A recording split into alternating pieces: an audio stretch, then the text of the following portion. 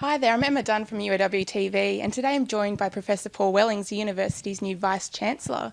Professor, welcome. Can you tell us a bit about yourself? For sure. Well, 3 weeks into the job, excited to be here. And before that, I was 9.5 years Vice-Chancellor in Lancaster, and before that, about 20 years in Canberra with CSRO. Okay, so what brought you to UOW then? Well, the opportunity to move to a research-led university and to take on an additional role as Vice-Chancellor. Lancaster was research-led and an interesting university, rather like Wollongong, a big regional university, and that's where my interest lay. And so it was a tremendous opportunity for me, both to move back home and also to be here in the Illawarra. You talked about our innovation. So we've got an innovation campus. Have you got any visions for the campus?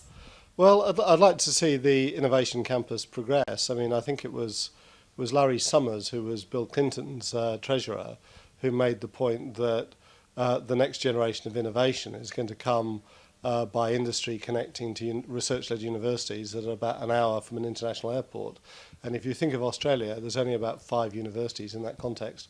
Wollongong is one of those, and the innovation campus is then critical for that driver for the future. What's your vision for our campuses and faculties? Do you see any mergers in the future? Well, I haven't looked at structure. You've got to remember I'm a biologist, so I think form follows function.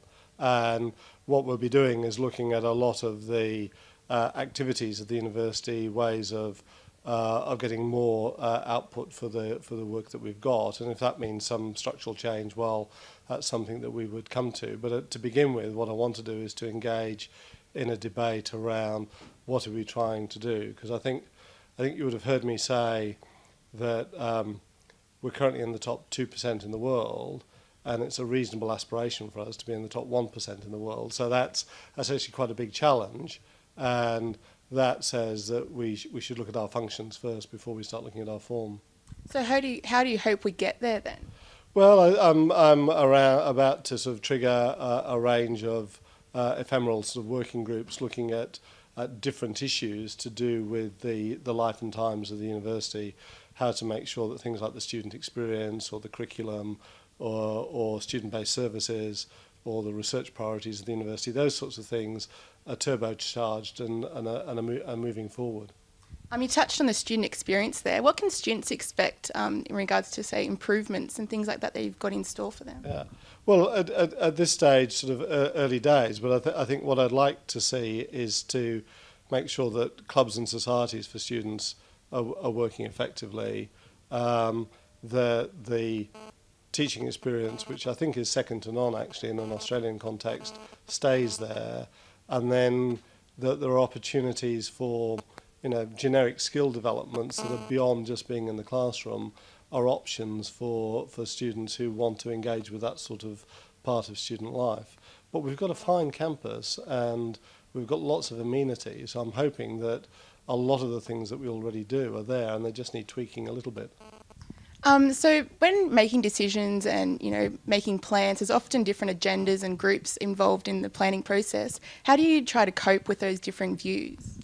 Well, what I want to do is to say, how do I create momentum to legitimise a strategic plan? And one of the issues for me is to engage with as many people as possible in that process, and that's why I want to move off with a large number of groups, and some of those groups will have student representation on them to try and make sure that different stakeholder groups in the university, if I can use that term, are engaged, and that not every group just has the usual suspects on, but there's a degree of outward looking to engage people who've got views about the direction of travel of the university, so their voice is actually built into the process a little bit right from the start. If we were to sit down and have this conversation in, say, 1 or 2 years, what do you hope you would have achieved in that time? Well, I think that the issue around teaching standards and quality clearly is a national debate with the new framework coming in place. So I'm hoping that we will have stayed as a leading teaching university.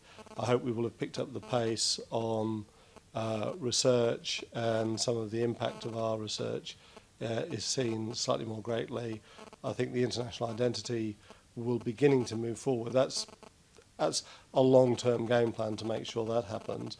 And I think beyond that, community engagement, I think it has to stay where it is. I think Gerard Sutton and his colleagues did a fantastic job in positioning the university in the broader context of the Illawarra. And I think it would be remiss of me to let that drift off the mark. Well, that's all I've got time for today. Thank you for joining us on UOWTV.